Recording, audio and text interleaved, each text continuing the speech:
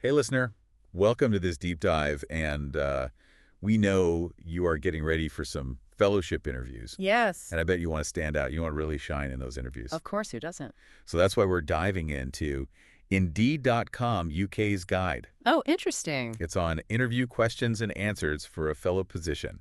And Okay. to think of this like we're giving you the cheat sheet straight from the people who are going to be interviewing you. Ooh, like a little sneak peek behind the curtain. Exactly. Yeah. I like it. So, yeah, a lot of people think Yeah. fellowship interviews are all about, Right. showing off your skills and your qualifications and all that. You gotta have the right background. Yeah. But this Indeed guide, it hints at something a lot deeper, I think. Oh, really? Yeah.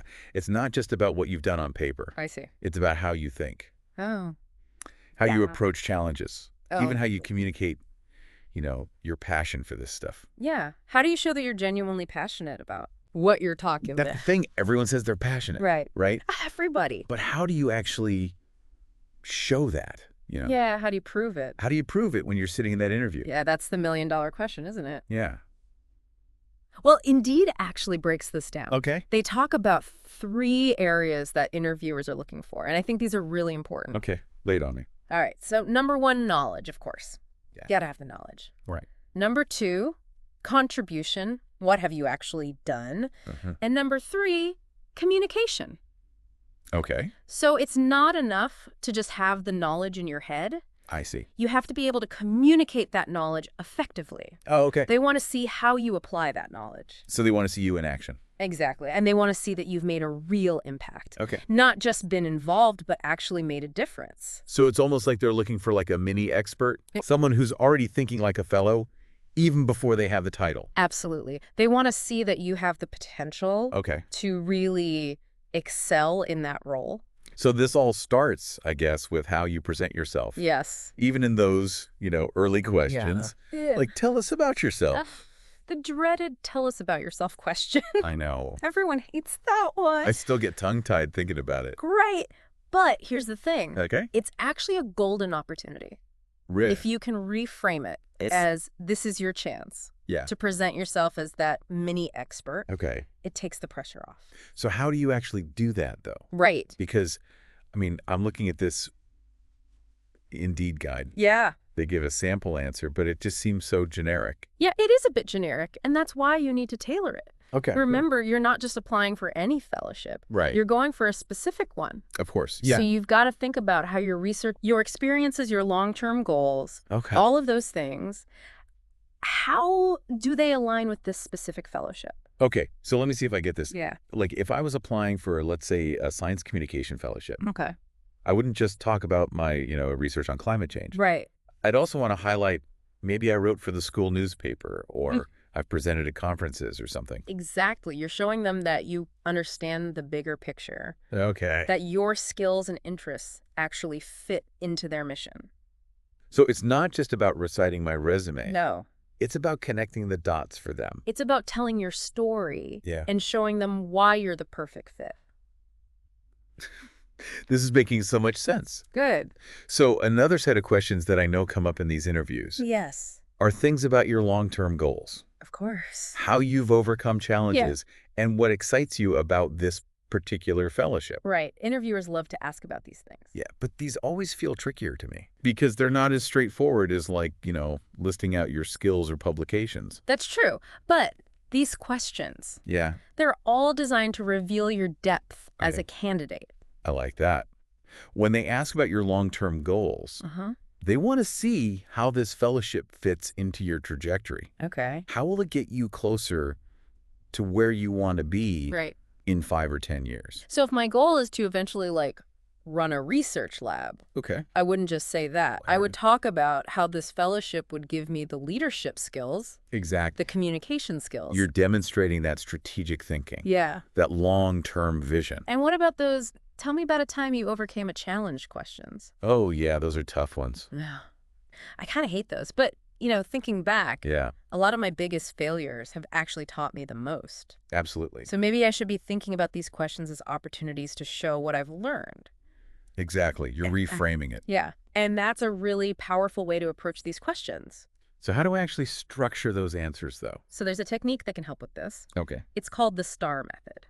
Oh, the STAR method. Have you heard of this? I have, but I honestly couldn't explain it. Okay, so STAR stands for situation, Okay. task, action, and result. Okay. So basically, you're telling a story. Okay. You set the scene.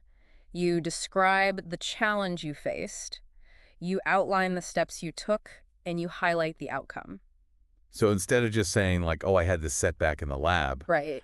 I would actually describe the experiment, Yes. the specific problem, Yes. what I did to try to, troubleshoot, Exactly. and what I learned in the end. You're turning a potentially negative experience into a positive demonstration Oh, I like that. of your growth and adaptability. Okay. And interviewers love to see that. This is great stuff. All right. I knew those questions were coming, Of course. but I never really thought about them that way. Yeah, that's the power of preparation. All right, so speaking of being strategic, Yes. let's talk about another set of questions Okay.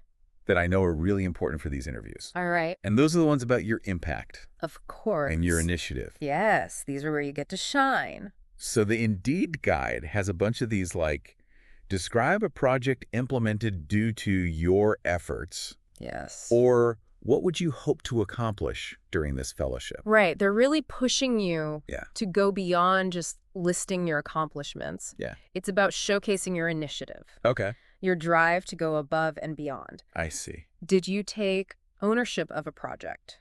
Did you identify a problem and come up with the solution? Okay. Did you exceed expectations? So if I was involved in a research project, Yeah. I wouldn't just list my role.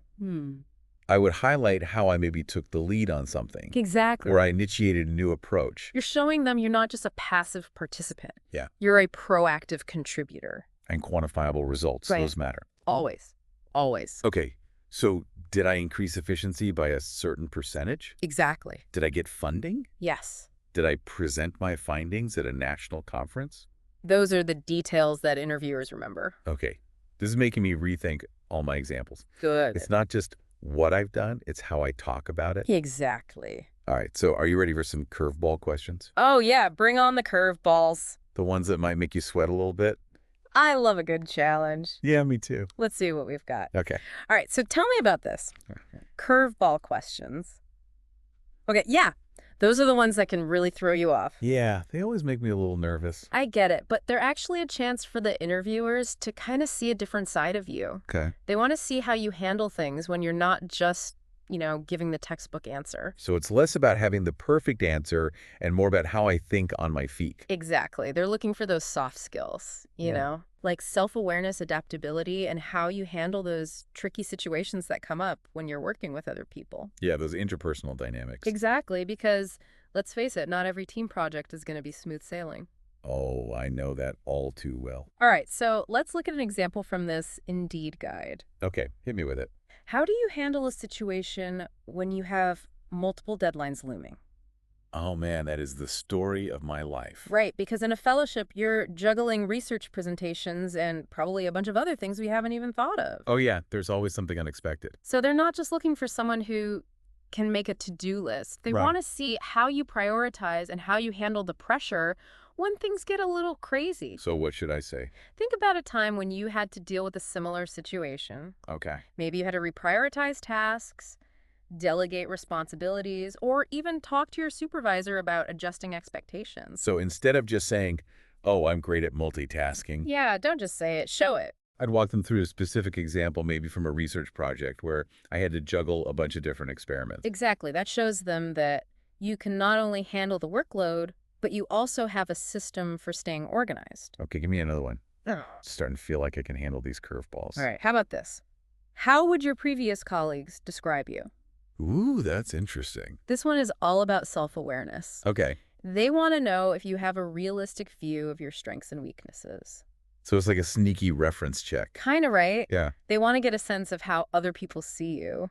So I should think about the qualities that make me a valuable team member. Exactly. Are you the one who always takes initiative? Okay. Are you great at explaining complex ideas? Uh-huh. Or maybe you're the one who keeps everyone calm when things get stressful. But what if I have a weakness? Everyone has weaknesses. Should I pretend I'm perfect? No. Be honest. Okay. The key is to show that you're self-aware and you're working on those weaknesses. Okay, so like maybe I'm a bit of a perfectionist, Okay. which can be good, but sometimes it slows me down. All right. But I'm trying to get better at delegating tasks and trusting my team. Perfect. You've turned a potential negative into a positive by showing that you're committed to growth. I like that. All right, ready for one more? Hit me with your best shot. Can you discuss a situation when you had to work with a challenging team member? Ooh, we've all been there. Right, we've all had those teammates who are a little difficult to work with. Yeah, but sometimes those are the experiences that teach us the most. Exactly, and that's what interviewers want to hear. Okay. They want to know how you handle conflict, especially in a high-pressure environment like a fellowship. So what are they looking for in my answer?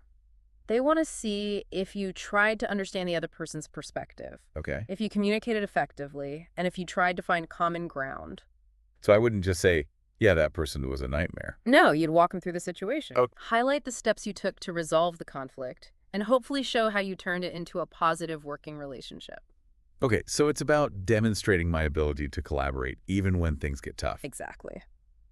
All right, Okay. now let's shift gears a bit and talk about something that often gets overlooked in interview prep. What's that? Asking questions. Oh, yeah. The Indeed article really emphasized that. It's your turn to show them that you're engaged and curious. But I always feel like I'm just grasping at straws at the end of an interview. Here's the key. Think beyond the surface level. Okay. Don't ask questions that you could easily find on Google. Right. Ask questions that show you're thinking about the bigger picture. So instead of asking about the daily responsibilities, which I could probably find on their website, Right. I might ask something like, what are the biggest challenges facing this field right now? Excellent.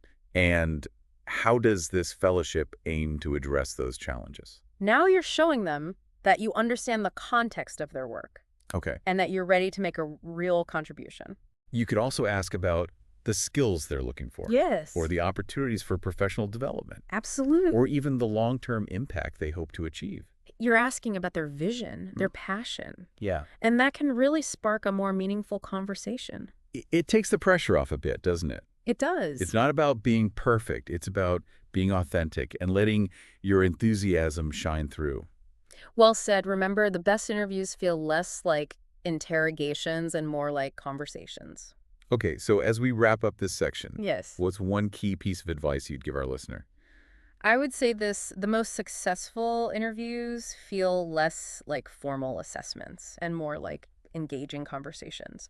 So be yourself, be authentic, let your passion shine through, and remember you have incredible qualities and experiences to offer. That is such great advice. It's like you said earlier, fellowship committees are looking for mini experts, people who are already thinking and acting like fellers. So go in there, showcase your knowledge, your initiative, and your unique perspective, and let your personality shine through. I love that. I have a feeling our listener is going to rock those interviews.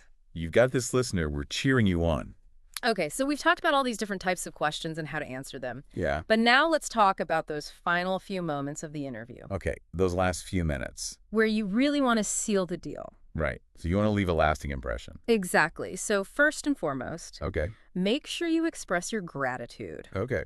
Thank the interviewers for their time, for their insights, and for the opportunity to learn more about the fellowship. Yeah, it might seem like a small thing, It does. but a little appreciation can go a long way. It really can. It shows that you're respectful and that you value their time. It's like they say, you can catch more flies with honey than with vinegar. Exactly. And don't be afraid to reiterate your enthusiasm for the position. Okay. Let them know you're genuinely excited about the opportunity and how you believe you can contribute to their work. So I shouldn't just say, like, thank you for your time. No. I should really drive home that I'm interested. Yes, you want to remind them why you're the perfect fit for this fellowship. Okay. And what about thank you notes? Ah, thank you notes. Those are a classic. These are a little old-fashioned, They do, but they can really make you stand out. especially in the world of fellowship applications. Right, where everyone is super qualified. Yeah. A little touch of traditional courtesy can go a long way. So what should I say in a thank you note? Well, it's not just about expressing gratitude. Okay. It's another chance to reiterate key points from the conversation. Uh-huh. Maybe mention something specific that resonated with you, and even address any lingering questions that they might have. This is like another chance to really sell myself. Exactly. Think of it as the closing argument in your case for why you're the ideal candidate. I love that analogy. Good. Okay, so we've covered so much in this deep dive. We have. From understanding what interviewers are really looking for Yeah. to crafting those answers Oh, and yeah. even handling those curveball questions. Yeah, the curveballs are always fun. As we wrap up, is there one key piece of advice you'd give our listener as they head into these interviews? I think the most important thing is to remember that the best interviews feel less like formal assessments and more like engaging conversations. Oh, I like that. So be yourself, be authentic, let your passion shine through, and remember you have amazing qualities and experiences to offer. That's such great advice. It's like you said earlier, those fellowship committees are looking for mini experts, people who are already thinking and acting like fellows. So showcase your knowledge, your initiative, Hmm. your unique perspective, and just let your personality shine through. Well said. I have a feeling our listener is going to do great. You've got this listener. We're cheering you on.